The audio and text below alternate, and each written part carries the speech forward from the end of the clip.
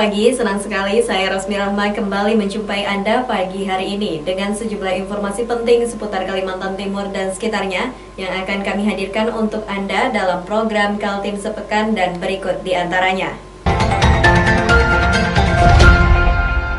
2.273 pieces kosmetik ilegal yang berasal dari negara Malaysia berhasil diamankan. DPRD kejar Pemprov untuk mendistribusikan bantuan masyarakat yang terlambat.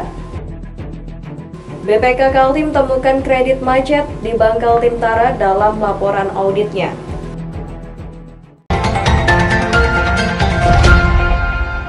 Kita awali Kaltim Sepekan kali ini mengenai tanggapan soal maraknya kasus illegal mining di Kutai Kartanegara. Datang dari anggota DPRD Kaltim Sarkowi V. Zahri. Ia meminta instansi sektoral bekerjasama dengan penegak hukum untuk membongkar habis penambangan batubara yang secara nyata merugikan keuangan negara. Kasus-kasus penambangan batubara secara ilegal terjadi di Kutai Kartanegara. Aksi itu sudah lama terjadi namun cenderung dibiarkan oleh para penegak hukum sehingga aksi ilegal mining semakin merajalela. Kawasan yang batubaranya dijarah terjadi di Sebulu Modern sampai dengan Taman Hutan Raya Bukit Soeharto, Kecamatan Samboja, Kutai Kartanegara. Pekan lalu, tim SPORC Enggang bersama Polhut Dinas Kehutanan memergoki aktivitas ilegal di kawasan terlarang itu. Barang bukti 2 unit ekskavator diamankan dan seorang pelaku sudah ditahan. Anggota DPRD Kaltim Sarkowi V. Zahri mengaku prihatin dengan kondisi ilegal mining di seluruh Kaltim. Padahal sudah ada tim terpadu yang menangani, tapi kasus-kasusnya masih terjadi. Masalah pertambangan itu kan yang diperlukan adalah harus melakukan langkah-langkah yang sifatnya terpadu. Di situ harus ada polisinya, harus ada dinas terkait, kemudian harus melibatkan kelompok-kelompok yang lain. Jadi tidak bisa hanya 1-2 pihak saja gitu loh. Karena untuk menangani pertambangan itu harus terkoordinasi, terpadu. Makanya ada namanya tim-tim itu harus terpadu dibentuk gitu. Dan sekarang kan sudah dirancang tuh ada tim. Sudah ada kerjasama antara dinas pertambangan sebagai perpanjangan dari provinsi kan, pemerintah provinsi dengan Kapolda, dengan TNI, dengan Kejaksaan. Nah, bahkan dengan KPK.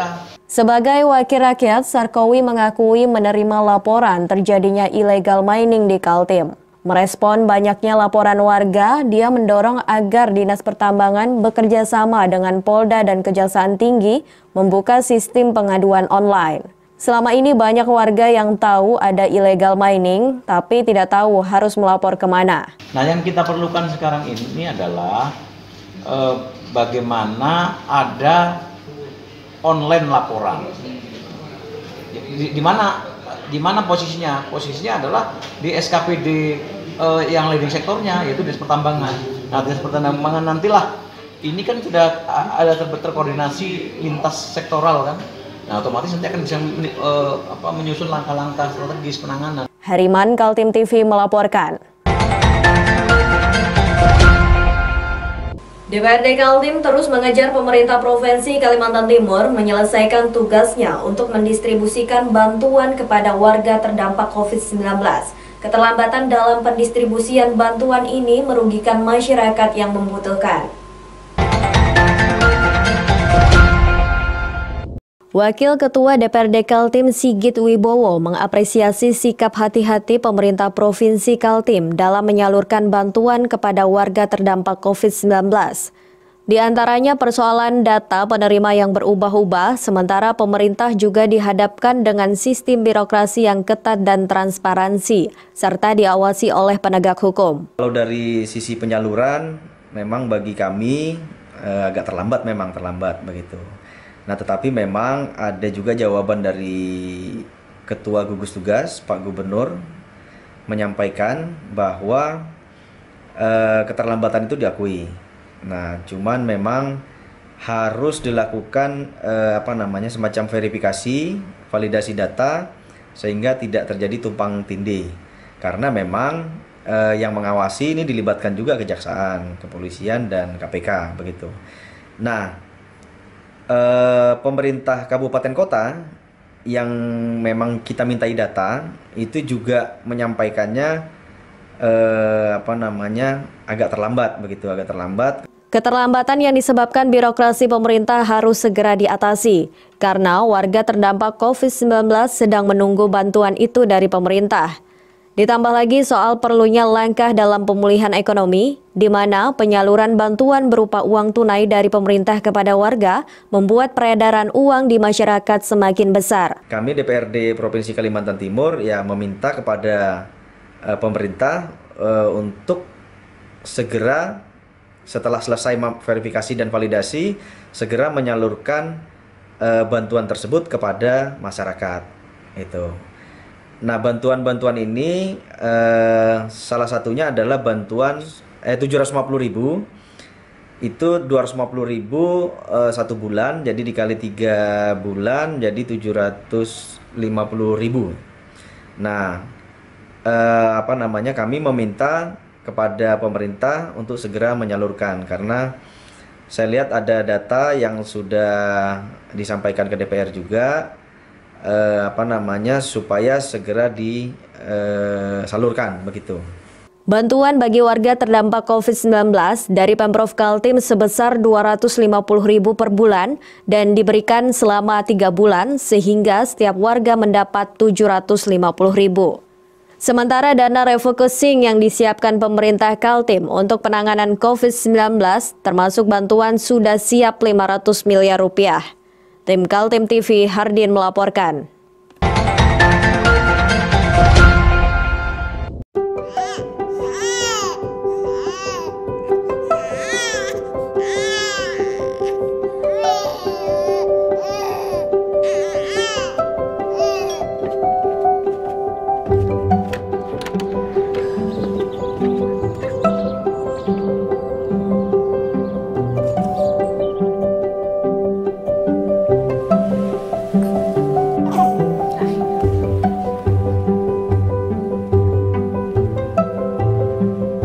Seedling's Calm Essential Oil Blend. Turn restless bedtimes into restful ones.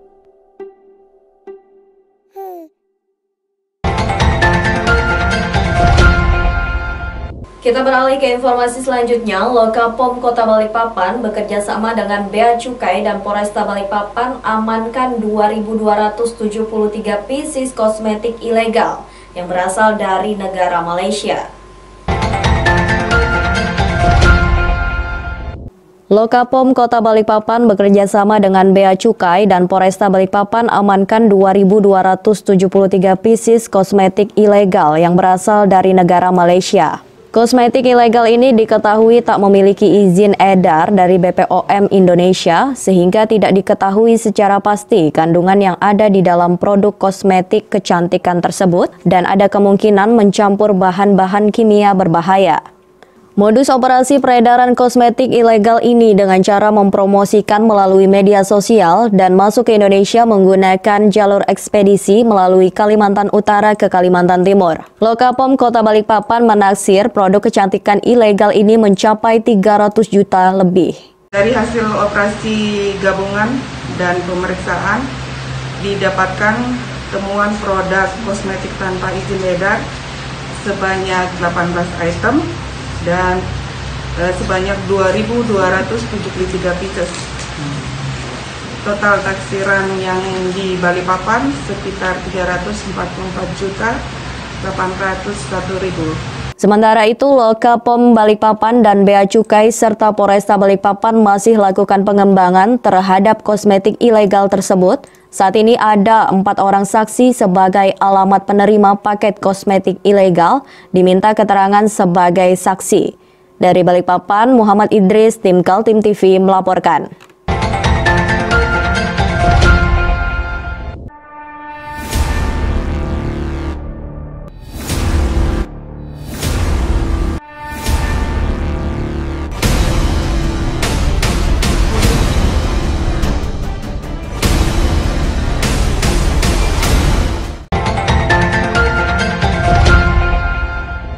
Potensi ikan yang melimpah di Danau Melintang menjadi inspirasi warga desa Muara Enggelam, Kecamatan Muarawis, Kabupaten Kutai Kartanegara. Salah satunya Saiman Yusnani yang kini mampu memproduksi ikan asin dan masuk pasar-pasar di Jakarta.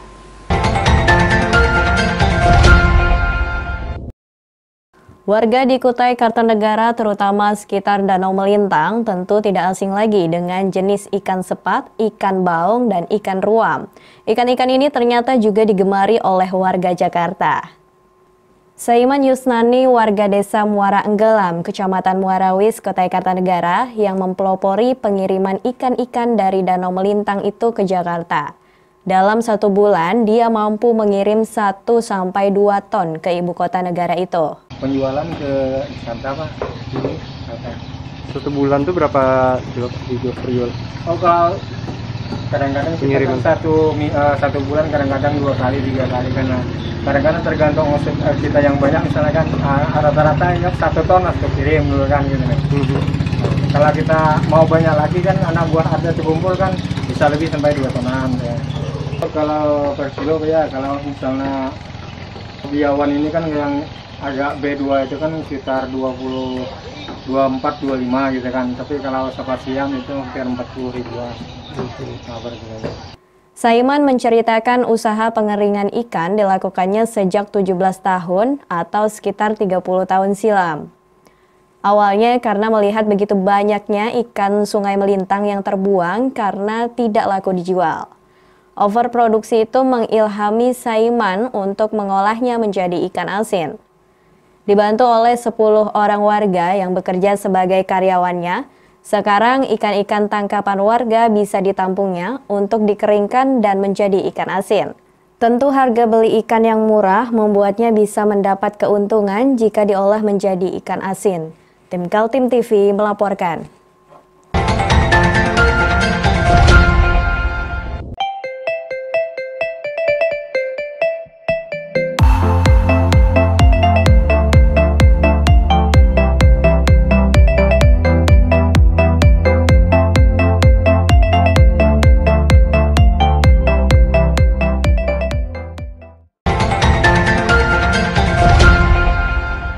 Badan Pemeriksa Keuangan Kaltim menemukan data kredit macet di Bank Kaltim Tara dalam laporan auditnya. Hasil audit telah diserahkan kepada para pihak yang berkompetensi, sedangkan BPK tidak punya wewenang mengadukan secara hukum. Berikut informasinya.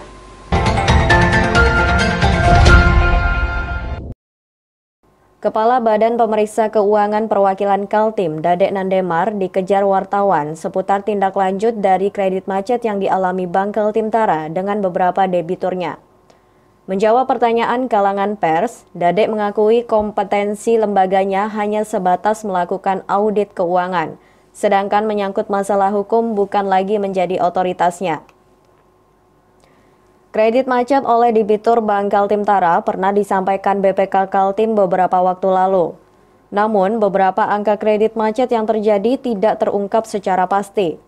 Dari penelusuran berita di media online menyebut adanya audit BPK tahun 2018 terhadap kredit macet Bank Kaltim Tara dengan kerugian mencapai 1,1 triliun. Namun data kerugian ini belum bisa divalidasi kebenarannya karena baik BPK maupun Bank Kaltim Tara tidak membukanya. Kaitan kredit macet dari Bank Kaltim nih Pak, itu BPK sendiri apakah akan melaporkan ke aparat hukum atau bagaimana sih Pak? Kalau dari kami sudah selesai ya. Nanti kalau kami untuk masalah hukum kan mereka sendiri yang berwenang ya. Oke. Apakah itu ada masalah hukum atau tidak, saya tidak ada. Jadi dari direksinya Bank Kaltim sendiri? Ya harusnya dari pihak internal kalau dia memang mengatakan itu adalah hal-hal yang terkait hukum atau aparat penegak hukum sendiri yang melihat bahwa itu memang harusnya bisa ditindaklanjuti atau seperti apa, saya tidak tahu. Audit BPK mengenai kredit macet di Bank Kaltim Tara menemukan soal adanya penyaluran kredit tidak didasarkan kegiatan bisnis sebenarnya, tidak hati-hati dan restrukturisasi kredit tidak sesuai ketentuan. Tim Kaltim TV Hardin melaporkan.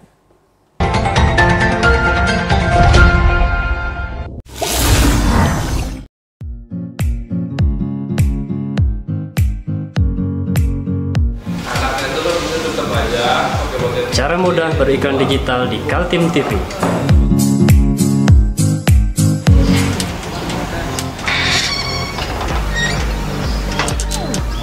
Yang pertama, jadilah sahabat Kaltim TV.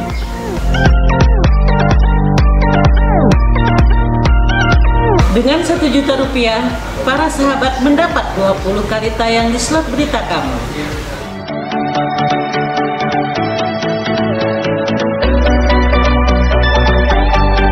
Dengan 20 detik dapat menjangkau 20.000 penonton.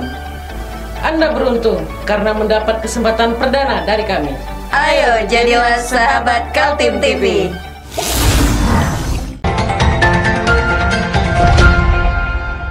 Lintas fraksi di DPRD Kaltim hampir satu pendapat. Perusda yang sakit dibenahi, bahkan yang tergolong penyakitnya parah, tidak memberikan kontribusi dan menjadi beban terhadap kas daerah ditutup saja. Berikut informasinya.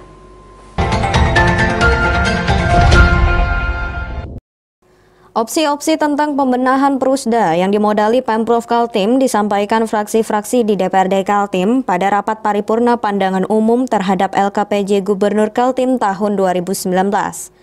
Ada fraksi mengusulkan dibentuk pansus atau panitia khusus agar bisa masuk membedah Perusda dan anak-anak perusahaannya, tapi ada juga fraksi P3 yang secara tegas meminta Perusda sakit ditutup saja. Wakil, bagaimana soal persoalan Perusda? Tadi hampir semua fraksi menyampaikan hal itu terkait dengan kinerja Perusda. Satu, kalau kita melihat dari Perusda itu, satu adalah kinerjanya. Dari investasi yang pemerintah provinsi lakukan, dari modal yang sudah diberikan pemerintah provinsi, kemudian dengan hasil yang dihasilkan dari Perusda tersebut memang nggak sebanding. Banyak sekali Perusda yang dikatakan mandul ya, atau Perusda yang tidak memberikan hasil apapun. Ini patut untuk kita koreksi. Tadi bahkan ada yang lebih tegas lagi untuk dibubarkan. Ya fraksi P3 untuk dibubarkan. Ya tidak menutup kemungkinan kalau memang sudah tidak menghasilkan apapun, ngapain lagi? Nggak ada kinerjanya juga. Masalah Perusda sudah ditangani oleh Komisi 2. Samsun percaya langkah-langkah strategis sudah disusun Komisi 2 untuk disampaikan ke pimpinan DPRD, bukan hanya soal kinerja, tapi juga mengenai aset-aset Pemprov Kaltim yang diserahkan pengelolaannya ke Perusda, tapi tidak jadi apa-apa. Dua juga lagi intens untuk menggodok itu. Beberapa Perusda sudah kita ajak bicara terkait dengan kinerjanya. Selain terkait dengan kinerja, Perusda ini ada hal lagi yang lebih urgent untuk kita bahas, yaitu terkait dengan aset.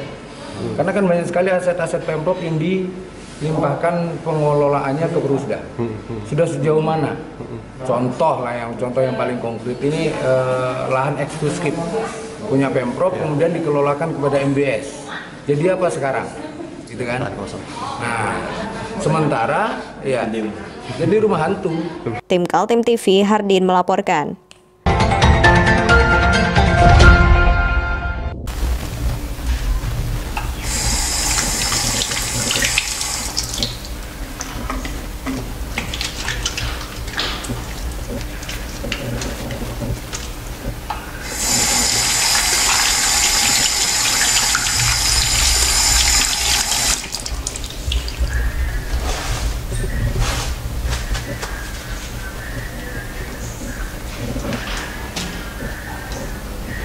Meskipun di rumah saja, kita tetap selalu menjaga kesehatan, cuci tangan, menggunakan hand sanitizer.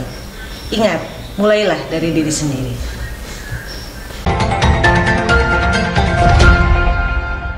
Untuk informasi selanjutnya, new normal di sejumlah ruas jalan kembali dibuka oleh pemerintah Kota Balikpapan. Pelonggaran sosial ini dilakukan namun tetap mematuhi protokol kesehatan. Berikut informasinya. Sejumlah ruas jalan kembali dibuka oleh pemerintah Kota Balikpapan. Pelonggaran sosial dilakukan namun tetap mematuhi protokol kesehatan. Tidak ada lagi penutupan jalan berjadwal yang dilakukan pemerintah kota. Hal ini disampaikan oleh Wali Kota Balikpapan Rizal Effendi di halaman Pemkot Balikpapan pada Kamis 2 Juli 2020 sore. Seperti yang terlihat di Simpang 3 Plaza Balikpapan, tidak terlihat pembatas jalan yang biasa terpasang. Selain itu, posko yang digunakan oleh petugas gabungan sudah mulai dilakukan pembongkaran. Wali Kota Balikpapan Rizal Effendi mengatakan meski pelonggaran sosial dilakukan dan pembukaan jalan untuk menggairahkan perekonomian, namun masyarakat tetap harus mengikuti protokol kesehatan yang ada. Masalah Pendidikan dan Air. Kalau ada pertanyaan silakan. Dalam waktu segera akan kita umumkan mungkin hari Senin begitu kalau sudah. Kebijakan pelonggaran itu tidak berarti penanganan COVID-nya berakhir dan tidak berarti pengenduran terhadap disiplin protokol kesehatan.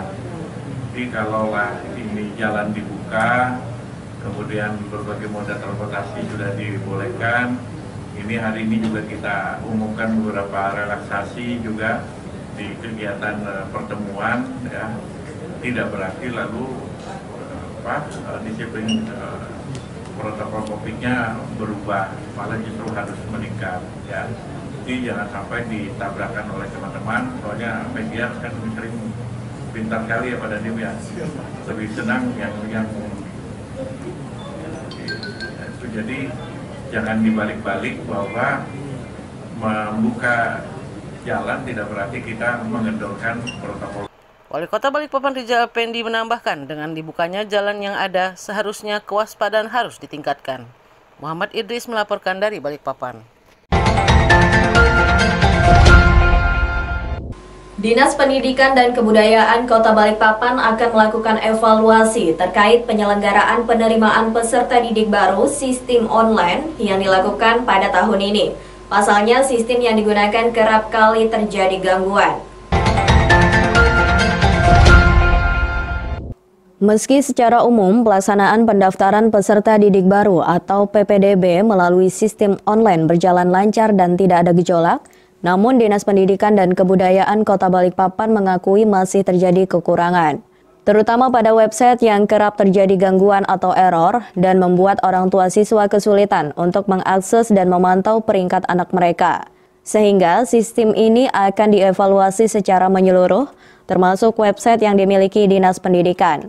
Selain itu, kurangnya sosialisasi kepada orang tua siswa juga masih menjadi kendala, karena tidak sedikit yang tidak memahami sistem online yang diterapkan, sehingga orang tua harus datang ke sekolah. Evaluasi kita tahun ini karena perpal itu tidak dilakukan di sekolah lagi, sehingga sistemnya memang agak berat menyusunnya, sehingga kita harapkan nanti ke depan kita perbaharui kembali supaya kamar-kamar di jalur-jalur itu sudah difikskan di dalam sistem. Nah, kemarin mengolah kembali gitu loh. Jadi misalnya akan dikeluarkan R1 dari RZ itu harus diklik kembali. Nah, itu memerlukan waktu. Dinas Pendidikan Kota Balikpapan pada tahun ini menerapkan PPDB berbasis online sebagai upaya untuk menghindari perkumpulan atau keramaian di sekolah di tengah pandemi COVID-19. Dari Balikpapan, Muhammad Idris, tim Kaltim TV melaporkan.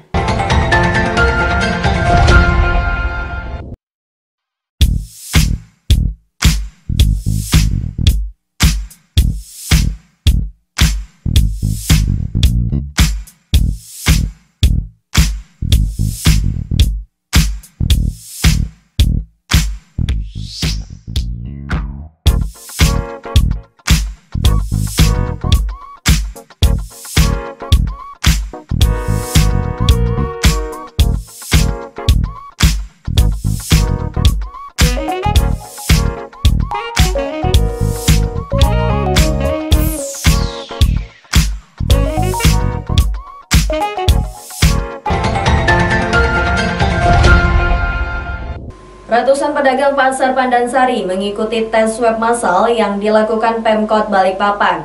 800 alat tes swab disiapkan secara gratis. Sejak pukul 8.30 pagi, sejumlah pedagang Pasar Pandansari mulai melakukan pendaftaran untuk mengikuti tes swab massal yang dilakukan pemerintah Kota Balikpapan terhadap pedagang Pasar Pandansari pada Selasa 29 Juni 2020 pagi. Pemerintah Kota Balikpapan telah menyiapkan 800 alat tes swab kepada pedagang Pasar Pandansari Balikpapan Barat. Satu persatu pedagang menjalani tes swab dengan mengambil cairan melalui hidung yang hasilnya akan diketahui 2 hari kemudian. Pedagang yang mengikuti tes swab mengatakan dirinya tidak merasa takut saat dilakukan tes swab, bahkan hal ini dirasa baik untuk semua pedagang yang ada di pasar tradisional Pandansari Balikpapan Barat. Bu, gimana Bu dengan adanya tes swab di Pasar Pandansari ini Bu? Khawatir atau takut Bu? Tidak takut. Kalau dulu tes darah juga nggak takut. Bu, gimana tadi tes swabnya, Bu? Ya, cuman geli-geli aja. Ya. Bu, sejak adanya virus corona, di mana Bu penjualan di Pasar Pandansari? Itu nggak ada sebenarnya, Om. Cuman orang jatuh aja kepleset. Yang kemarin itu meninggal itu orang sudah sakit lama, Omnya di atas itu. Cuma pas tadi dicucuk agak nyeri. Agak nyeri ya? Iya. Pak, sempat khawatir nggak Pak tes swab Ya? ini? Sempat khawatir nggak Pak? Nggak ada. Malah bagus begini. Ini sebagai contoh lah buat pasar pedagang yang lainnya. Terus buat pasar-pasar yang lainnya juga. Sementara itu, Wali Kota Balikpapan Rizal Effendi menyebut tes swab dilakukan untuk mendeteksi secara dini terkait COVID-19 sehingga tidak ada lagi pedagang yang terpapar COVID-19. Ini kan kita melakukan swab massal di daerah Pasar Pandansari ya, dalam rangka kita mendeteksi para pedagang kita, karena Pasar Pandansari kan sudah ada terkonfirmasi positif ada 2 orang, sehingga kita untuk menjaga agar ini pasar tetap aman, kita lakukan swab massal pada hari ini ya. Mudah-mudahan semua pedagang bisa ikut, karena kita siapkan lebih 500 nih, kita mengerahkan lebih 20 petugas ya, sudah kita latih petugasnya dengan di Rumah Sakit Kanioso, dan ini penting gitu. Saya mudah-mudahan masyarakat pedagangnya punya kesadaran yang tinggi untuk melakukan swab. Saya senang tadi ibu-ibu duluan dan semuanya tenang, tidak ada yang sakit ternyata, seperti itu. Rizal berharap pedagang memiliki kesadaran tinggi dan semua bisa mengikuti tes swab massal. Jika terdapat positif, maka Pasar Pandansari sementara waktu akan ditutup hingga pasar steril kembali. Dari Balikpapan, Muhammad Idris, tim Kaltim TV melaporkan. Diduga tak kuat menanjak, truk syarat muatan beras terguling di tanjakan Jalan Sungai Ampal, Balikpapan Utara. Tak ada korban jiwa akibat kejadian tersebut, namun 1 unit mobil lainnya mengalami rusak akibat tertimpa truk. Diduga mengalami masalah pada bagian persneling, sebuah truk bermuatan beras gagal menanjak di kawasan Jalan Sungai Ampal, Balikpapan Utara, dan terguling pada hari Rabu siang. Truk naas dengan nomor polisi KT 8576 LT ini tengah membawa muatan beras dengan berat mencapai 8 ton. Sebelum terguling, supir truk sempat melakukan pemindahan gigi persneling, namun los dan akhirnya truk tidak terkendali dan terguling sehingga membuat muatan beras berserakan di jalan raya. Saat terguling, truk juga sempat menimpa sebuah mobil dengan nomor polisi KT 1586Y yang dikemudikan oleh seorang wanita yang berada tepat di samping truk. Tidak ada korban jiwa dalam peristiwa ini. Terberas ke atas ya? Dari gudang nggak? Ya, gudangnya di mana? Dari Karyangau. Oh, dari Karyangau. Ya. Ke atas di mana? Di daerah sini? Di Beler? Ya. Berapa banyak? Ada 10 ton? Kalau berapa banyak nggak tahu, kata teman saya 8 ton muatannya. Nah, jadi naik tanjakan ini kayak apa kesannya tadi? Jadi naik tanjakan? Mau ngoper gigi 1, masuk sudah, tapi kita jalan hancur giginya, hilang gitu nah. Los gitu ya? Ya. Jadi mundur? Mundur ya. Mundur terus sempat naik trotoar situ kah atau bagian jalan? Nabrak trotoar tapi naik kebalik gitu nah. Kebalik kena mobil di sebelah ini lah? Ya. Posisi truknya ini kan paling depan tadi Pak, jalur sebelah kanan. Saya dari bawah situ udah kelihatan karena udah macet kan. Oh, kelihatan nih truk ini. Jadi saya sudah langsung ambil jalur sebelah kiri karena saya mau ke kiri kan. Nah, posisinya truk yang itu di belakang truknya ini. Oh, iya. Nah, pas saya di sini truk ini tiba-tiba nyalip. Ganti haluan. Oh, berarti saya pelan kan. Nah, saya nggak tahu kalau posisinya ini termundur, nggak tahu karena terhalang itu. Oh, nggak lihat ya? Ini lambat nyalipnya. Tiba-tiba ini kok tiba-tiba udah termundur-mundur. Saya mau apa? Mau ganti posisi nggak bisa, di belakang udah penuh mobil. Ya udah akhirnya diem di situ nungguin truk ini lewat. Taunya dia terbalik ke hantam saya. Untuk menghindari kemacetan, petugas dari Polresta Balikpapan dan masyarakat membantu untuk kelancaran arus lalu lintas agar tidak terjadi kemacetan. Muhammad Idris melaporkan dari Balikpapan.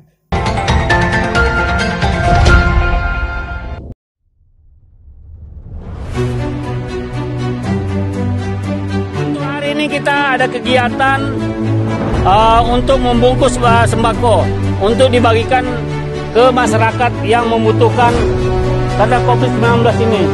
Semoga kita sukses semua. Harus kerjasama yang bagus. Pancasila! Pancasila! Pancasila!